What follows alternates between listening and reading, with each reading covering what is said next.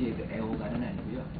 어떤 커피든 그저 모든 커피를 다 마셔요. 근데 특별히 제가 이제 아침에 일어나서 그 커피 특별히 아주 이른 아침에 커피를 켜는 그 은은한 향기가 이렇게 쫙 집안을 이렇게 퍼져나갈 때 저는 그 향기가 참 좋아요. 그래서 언젠간 기억이 안 나는데요. 제가 한번 고난주간 40일 전에 제가 금식해야 될 것 5가지 중에서 커피를 한번 금식한 적이 있어요.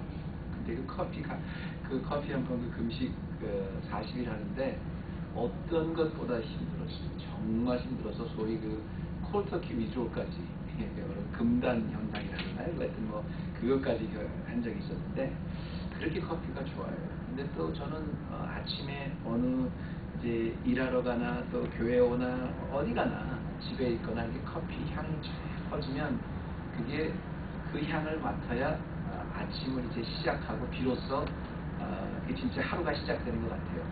아무리 새벽에 기도를 하고 다 해도 커피 한 잔의 그 향이 없으면 그날의 그 일과가 시작이 안 되는 것 같습니다. 그래서 그만큼 제가 커피를 좋아하는데 일단 그 커피 향이요 나기 시작하면 사람을 기분 좋게 해요. 근데 제가 그 커피를 마실 때마다 그런 생각을 한번 해봐요. 이렇게 향기라는 게 아름답고 사람을 기쁘게 하는 건데 고린도서에 보면 바울이 너희는 그리스도의 향기라 그랬거든요. 우리가 커피를 그냥 향기를 맡을 때 참 기뻐하는 것처럼 사람들이 우리를 통해서 그리스도의 향기를 맡는다는 것은 참 영광이고 부담스러운 거죠. 그런 의미에서 여러분이 오늘 주보를 보시면 알겠습니다만 오늘 말씀의 제목이 옥합의 향기입니다. 옥합의 향기인데 우리 소진숙 집사님께서 아주 은혜스럽게 기도도 해주시고 오늘 말씀 공독도 다 끝까지 해주셨지만 여러분이 이 말씀에 대해서는 아마 우리 헤브론 교인이라면 다 이 본문 내용은 다 아시는 내용일 겁니다. 예수님이 나사로의 집에 앉아 계시는데 마리아가 그 비싼 향유를 갖다 예수님 발에 부은 사건, 이거는 아마 여러분도 잘 아실 뿐더러 저 자신도 아주 향기나는 이 옥합을 부은 이 마리아의 사건이 아마 우리 헤브론 교회에서도 제가 서너 번 정도 우리 헤브론 교회에서 이 본문을 가지고 설교를 한 거로 제가 압니다. 또 제가 성경 66권의 그 많은 본문 중에서 그야말로 수백 번, 수천 번 지금까지 제가 목사로서 설교를 했지만 가장 많이 설교에 제가 등장한 본문이 바로 오늘 본문입니다. 그만큼 제가 좋아하는 본문이기도 하지만 그만큼 동시에 이 짧은 이 본문이 주는 메시지가 아주 굉장히 무궁무진하다는 거예요. 저는 설교를 이것만 갖고도 얼핏 잡아서 이 본문만 갖고 한 100번은 한 것 같아요. 그런데 그때마다 우리가 새롭게 바라봐야 돼요. 아주 새롭게 조명해 봐야 될 아주 신기한 그런 그 진리가 아주 무궁무진한 아주 특이한 걸서예요. 그래서 제가 몇 달 전에도 이 본문을 갖고 이제 다른 각도에서 물론 설교를 한번 했습니다만은 보통 이제 이 마리아의 옥합을 예수님의 발 앞에 부은 이 사건을 어디서 보통 많이 설교를 하냐면 이제 헌신 예배 때, 그죠? 헌신 예배 때나 또 무슨 도전을 드릴 때, 봉사를 할 때 마리아와 같이 이렇게 자기의 비싼 걸 다 주님 앞에 드려야 됩니다. 이런 얘기하고 많이 그러시잖아요. 그러니까 주로 마리아가 주인공이 되는 그런 사건을 많이 얘기하죠. 또 가룟 유다가 이 설교의 주인공이 되는 적도 많아요. 제자들도 많이 있습니다. 실제로 나사로도 마찬가지로 거기에 많이 모인 군중들이 이 말씀의 주인공이 되는 설교를 여러분이 여러 각도에서 많이 들어보셨을 거예요. 그런데 오늘은 제가 커피를 아주 좋아한다는 말씀을 시작한 것처럼 이 옥합이라는 것에서 나왔던 그 향기, 아주 비싼 옥합 자체를 가지고 제가 여러분과 함께 말씀을 좀 나눴으면 좋겠습니다. 오늘은 사람이 아니라 이 설교 똑같은 본문이지만 이 옥합이라는 이 향기니까 그 향수죠. 그 한국말로 향수죠. 알라바스타, 퍼퓸, 그 옥합에서 부어졌던 그 향기. 근데 그 옥합에서 부어졌던 그 기름의 아름다운 그 옥합 자체를 갖고 한번 오늘 여러분한테 비교를 좀 했으면 좋겠어요. 왜냐하면 여러분이 그 2000년 전에 오늘 본문에 그 초청된 그 손님이라고 생각하시고 여러분들이 다 예수님이 여기 앉아 계십니다. 그리고 마리아가 저기서 이제 올라오고 있어요. 우리 여러분들은 다 그 잔치에 초대된 손님이에요. 근데 마리아가 어느 날 갑자기 어느 순간에 자기가 소중하게 여기는 이 옥합을 가지고 예수님 발 앞에 부어서 자기 머리털로 씻었을 때 사람들이 다 집중하지 않았으면 바로 그 순간으로 여러분이 한번 되어보시기 바랍니다. 그때 그 순간에 이 옥합은 어떤 의미였을까? 그때 이 향수는 어떤 의미를 많은 사람들에게 주었을까를 생각해보면 너희는 그리스도의 향기라는 말이 사실 의미가 되살아납니다. 저는 본문에서 그렇게 말해요. 너는 옥합의 향기를 통해서 아주 평범하고 간단한 진리, 너희는 그리스도의 향기라 라는 말을 생각해보면 예수님조차 감동하신 이 향기의 모습을, 이 향기를 우리가 조명해보면 과연 그 바울이 이야기한 우리가 세상의 향기가 뭐라는 것을 좀 더 구체적으로 알 수가 있지요. 이런 잔치 가운데 마리아가 예수님 발 앞에 갖고 왔던 이 옥합의 향기는 과연 우리에게 오늘 어떤 도전을 주고 있을까? 이 옥합의 향기는 무엇보다 아무런 소리가 나지 않았는데 가장 위력이 있는, 힘이 있는 소리를 내었습니다. 다시 한번 정리합니다. 옥합이 예수님 앞에 부어졌을 때 그 향기는 그 잔치 상황에 가장 조용했는데 가장 힘이 있는 목소리가 됐습니다. 이걸 가만히 보면 우리 그리스도인들이 세상에서 가장 힘이 없고 가장 조용한 것 같은데 가장 강한 임팩을 주라는 소리구나 라는 걸 여러분이 알 수가 있겠죠.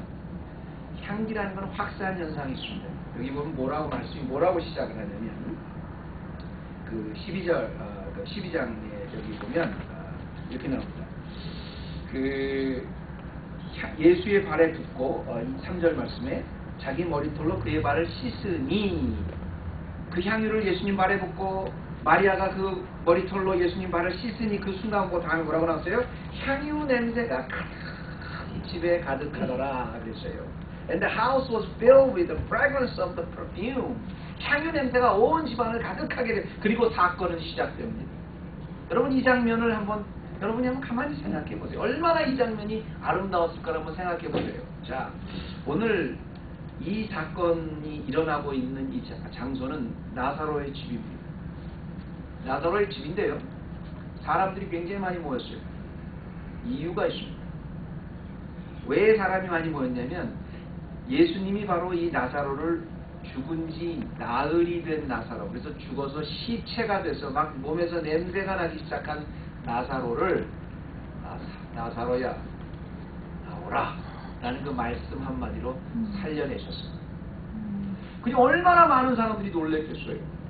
얼마나 많은 사람들이 흥분이 됐겠어요. 얼마나 많은 사람들이 무서웠었겠어요. 잠깐 혼전한 것이 아니라 죽은 지 나흘이 돼서 몸에서 썩은 시체 냄새가 나는 사람이 갑자기 벌떡 일어나서 나옵니다. 예수님의 말 한마디에 나사로의 집뿐 아니라 온 동네는 경사가 날 수밖에 없습니다. 그래서 오늘 1절 말씀에 보면 그 많은 동네에서 예수를 위해서 잔치할 때 이렇게 나와요. 그러니까 오늘 잔치의 모임, 오늘 모임의 모임이 뭐냐면 예수 그리스도께서 죽은 자를 살리셨다는 것을 기념하기 위해서 많은 사람들이 모인 자리예요. 그러니 그 자리가 얼마나 혼란스러웠겠어요.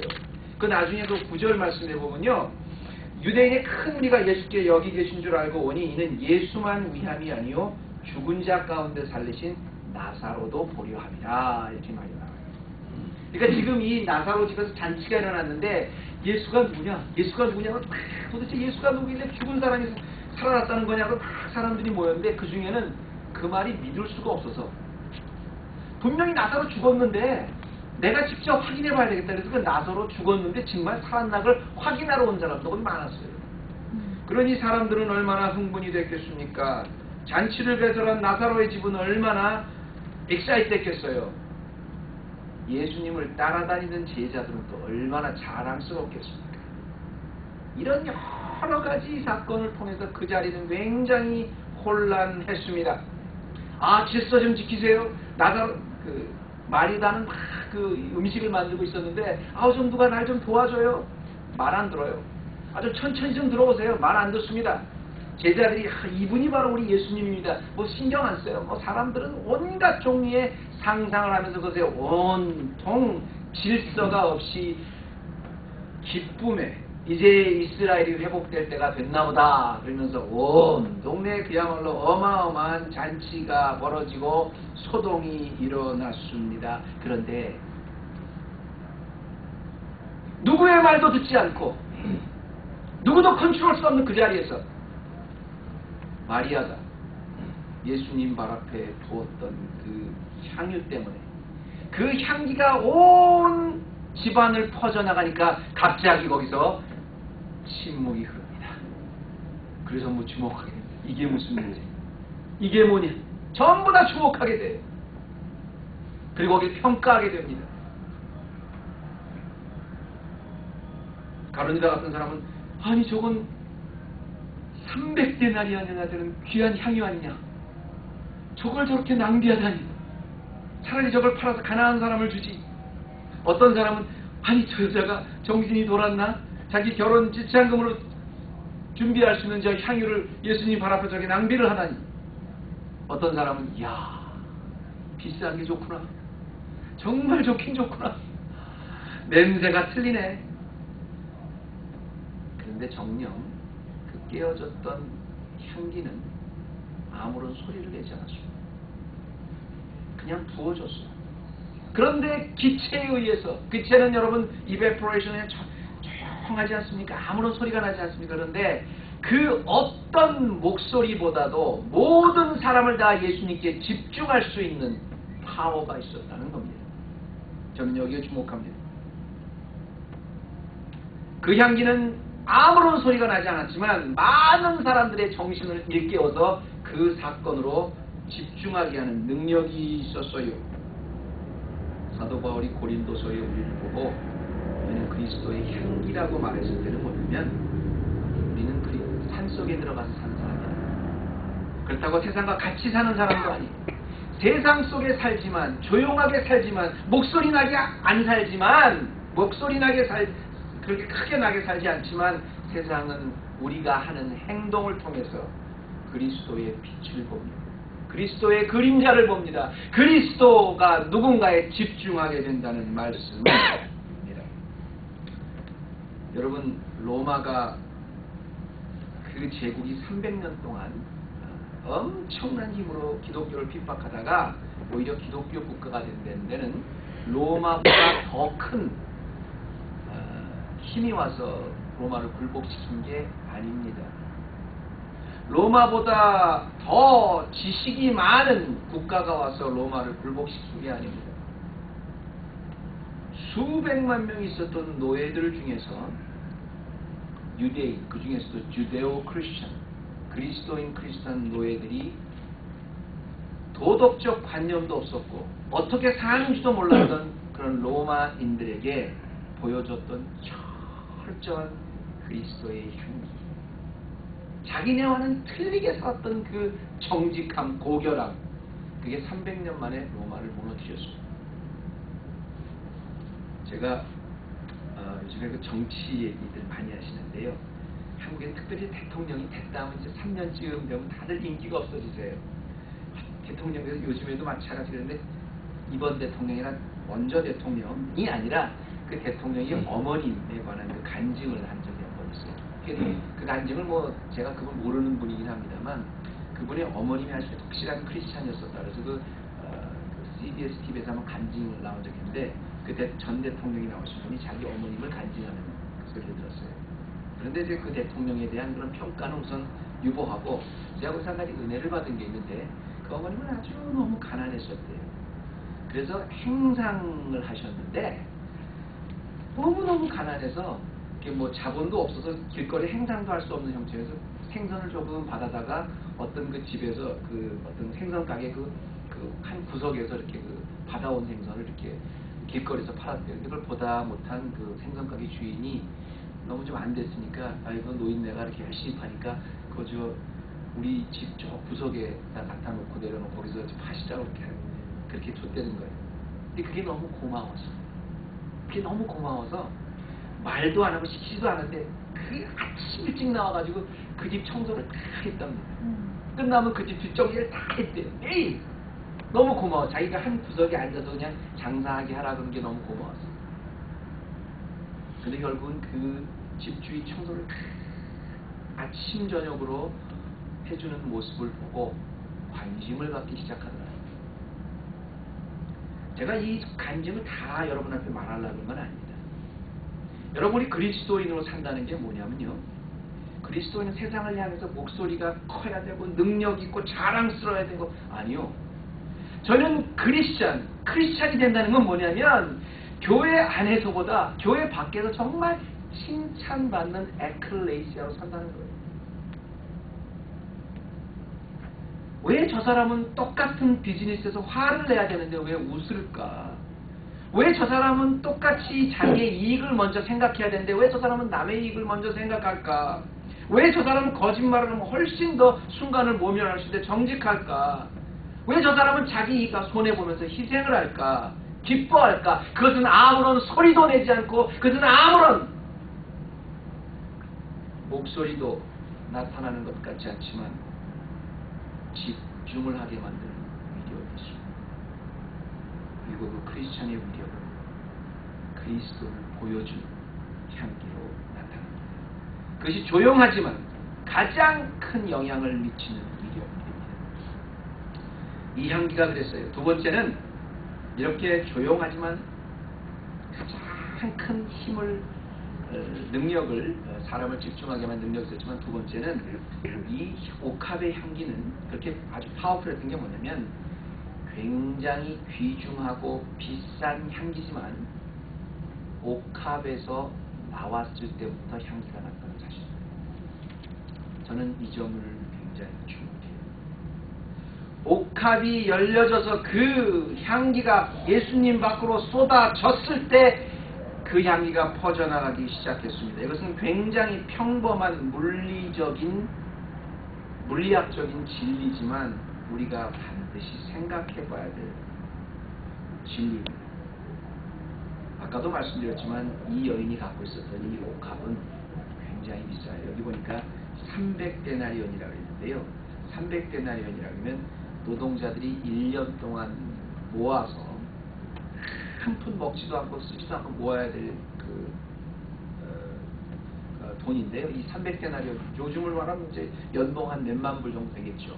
근데 문제는 이렇게 귀한 그 향기는 그냥 하는 게 아니라 여기 곧 나드 한근으로 만들었다 이렇게 말하는데, 나드 한근은 뭐냐면 그 인도에서 나오는 그 아주 특별한 플랜트를 즙을 짜서 거기 나오는 기름을 가지고 만든 거기 때문에 그 당시로는 너무너무 귀한 아주 특이한 거죠. 그러니까 여자들이 자기가 결혼 지참금으로 다 하나씩, 유대 여자들은 이런 옥합을 하나 정도 준비하고 있었다 그래요. 중요한 것은 그때 당시로는 보통 향기를 나는 그런 건 아닙니다. 그때 당시로는 그냥 보통 일반적 사람들이 갖고 있을 수 있는 그런 옥합은 아니에요. 굉장히 귀중한 거예요. 특이한 거예요. 그래서 모든 사람을 집중할 만큼 아주 파워풀한 그런 향기가 나는 그런 향유였습니다. 중요한 것은 아무리 그 향유가 중요했다고 해도, 아무리 그 향유가 비싸다고 해도, 아무리 그 향유가 일생에 한 번밖에 만들 수 없는 아주 고귀한 향이라고 해도 그것이 옥합 안에 있을 땐 옥합수입니다. 문제는 옥합이 열렸습니다. 그 향기가 밖으로 쏟아졌을 때 그때 나기 시작했다는 거예요.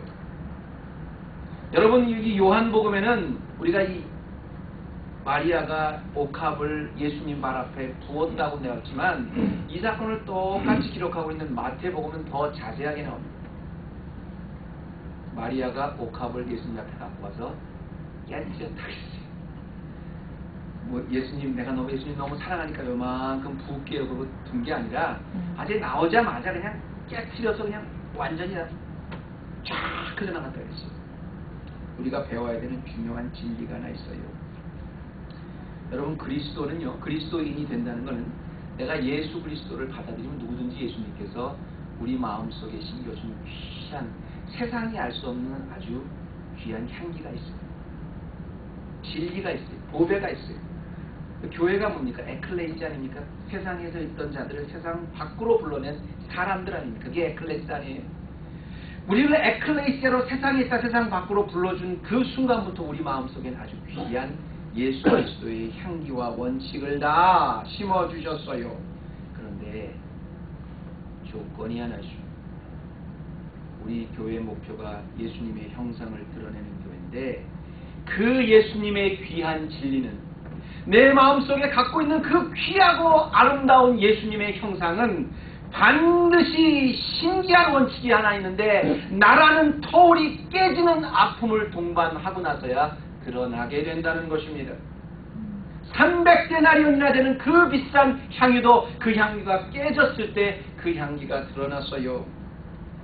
그리고 그 깨지는 과정을 통해야만 반드시 그리스도의 향기가 나를 통해서 드러날 수 있지요.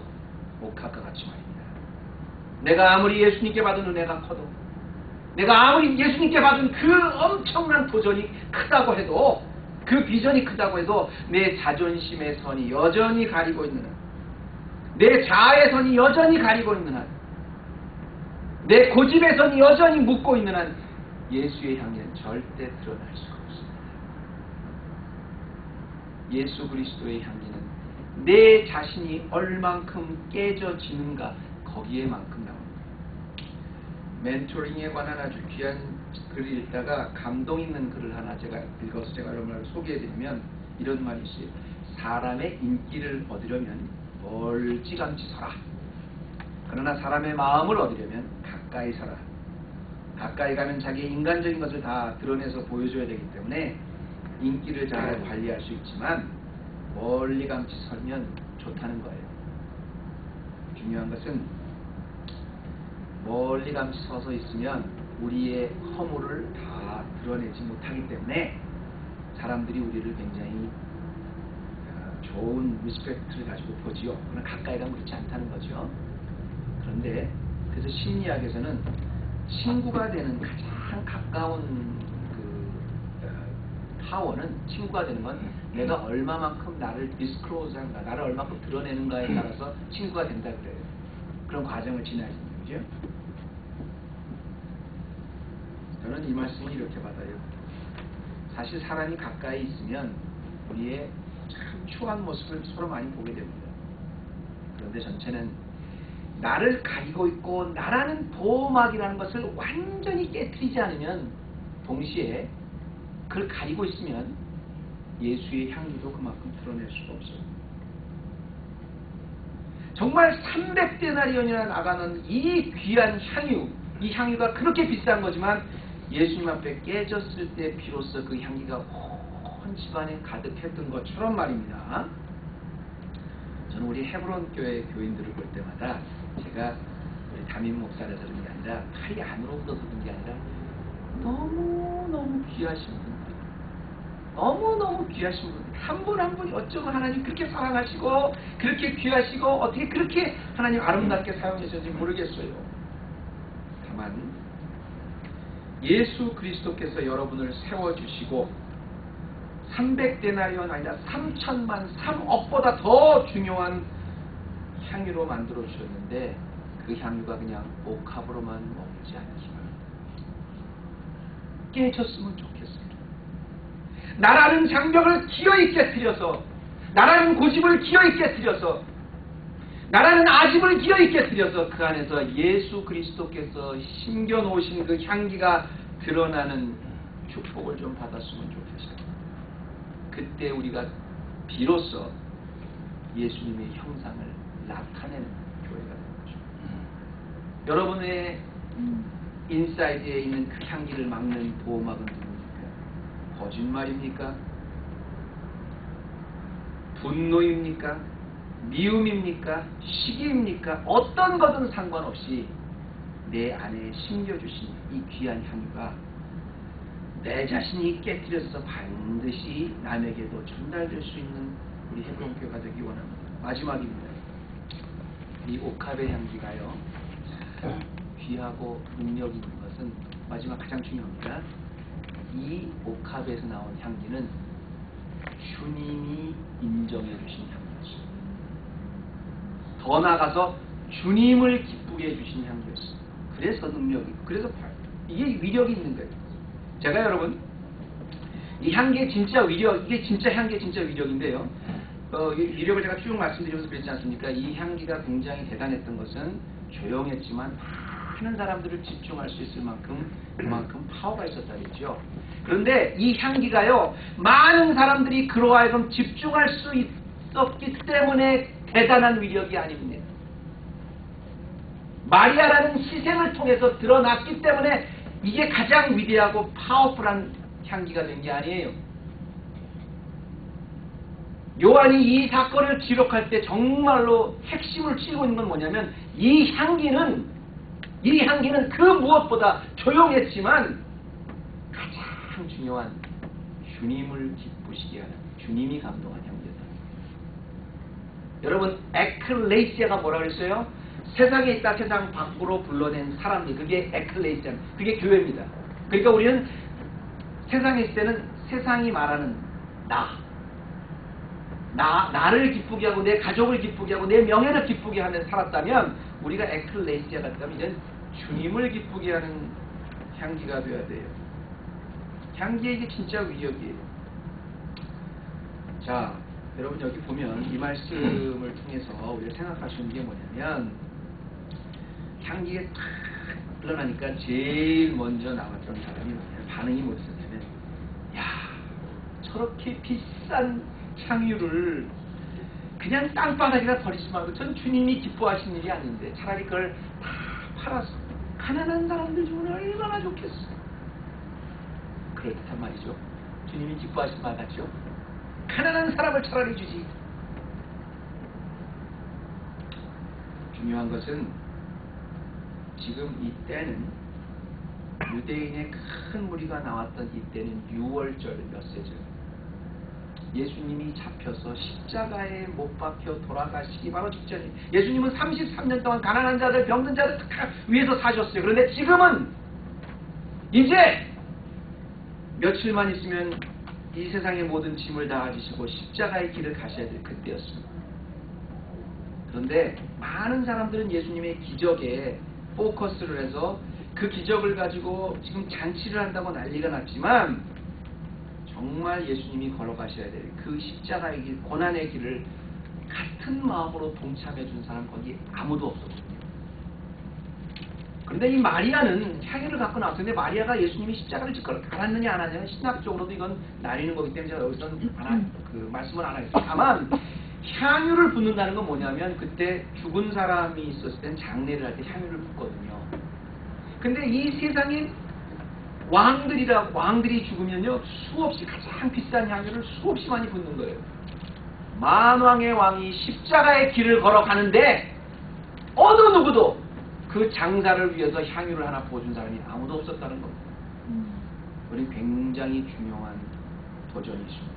사랑하는 성도 여러분, 지금 마리아는 비록 아무것도 아닌 것 같지만, 마리아가 그 향유를 부었을 때 그 향기는 결과적으로 예수님의 장사를 준비해주는 유일한 향유가 됐어요.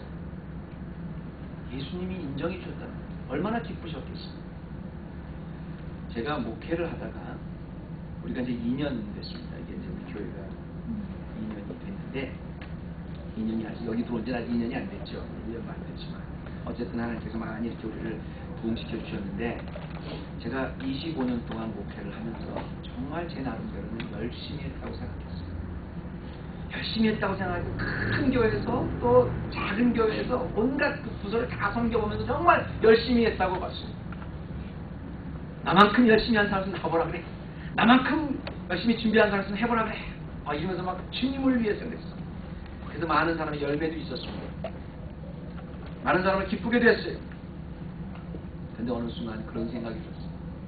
내가 오늘 주님을 만나면, 나의 모든 사역을 다 정리하고 주님을 이 순간에 만나면 주님이 그렇게 물어보실 것 같아요. 너 너무너무 열심히 하고 너의 24시간을 25시간을 하루에 24시간을 봐서 다 열심히 뛰었는데 주님 아니 그럼 어떻게 해요? Did I ask you? 내가 그렇게 하라 그랬지. 갑자기 그 생각이 우리가 어떤 사역을 하고 우리 주님을 위해서 희생을 하고 봉사를 하고 구제를 하고 다 좋아요. 그런데 거기 정말 주님이신 주님이 원하시는 건 뭘까 고민해 보셨습니까? 따지고 보면 내 자녀를 위해서 그런 거였어요. 따지고 보면 내 이걸 위해서 그랬던 거예요. 나 열심히 기도했어요. 나 열심히 섬겼어요. 나 열심히 봉사했어요. 근데 그 주님이 진짜 기뻐하시는 봉사였습니까?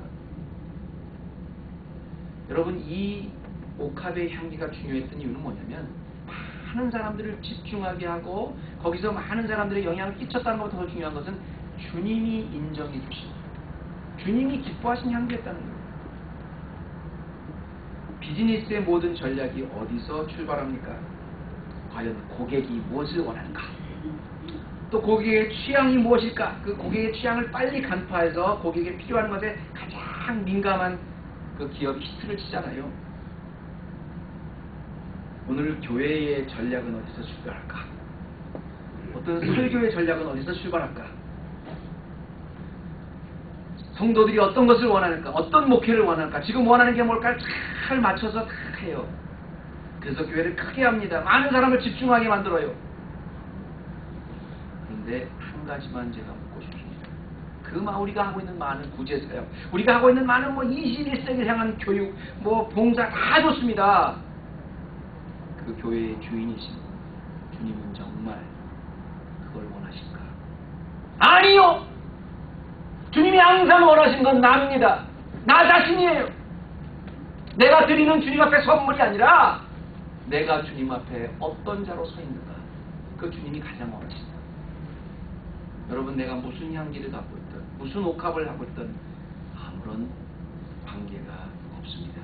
내가 아무리 능력이 있어서 많은 사람을 주목하게 하는 힘이 있고 내가 아무리 사람들이 옥합에 머물러 잡고 나를 희생시켜서 그것을 많은 사람에게 영향을 끼친다고 해도 그것은 그렇게 중요한 게 아니에요. 주님이 갖고 주신 나의 비전과 나의 향기는 내 인생의 목표는 내 인생의 걸음은 정말 내 인생의 주인이신 교회의 주인이신 주님이 나에게 원하시는 길일까? 거기에 향기에 달겠습니다. 사랑하는 헤브론 교회 모든 성도들, 지금 주님이 주신 귀한 옥합을 가지고 내 인생 다 끝날 때까지 내가 아니라 정말 주님이 나에게 원하시는 것, 거기에 초점을 맞춰서 그 향기 내어서 그 위력으로 모든 사람에게 옥합과 같은 아름다운 향기의 크리스찬, 주님을 나타내는 크리스찬 되시기를 축원합니다. 하나님 감사합니다. 오늘도 우리가 옥합의 향기를 묵상해 보면서 그런 생각을 해봤습니다. 주님이 내 인생을 책임져 주시고 내 인생을 이끌어 가실 때 내가 꿈도 있고 계획도 있고 주님을 위해서 뭐 한다고 하지만 정말 내 인생에서 평생을 두고 고민해야 되는 것이 과연 주님은 나에게 무엇을 원하시는가? 주님은 우리 헤브론 교회에게 무엇을 원하시는가? 주님은 이 자리에서 나에게 어떤 것을 원하시는가? 정직하게 답하고 정직하게 반응해서 주님이 심겨주신 이 귀한 우리 몸 안에 있는 이 향기가 나라는 터울을 깨지고 나갈 때 많은 사람들에게 우리의 삶 주변에서 그리스도를 나타낼 수 있는 귀한 크리스찬 옥합들 우리 헤브론 교회 모두 되게 하여 주시옵소서. 예수님의 이름으로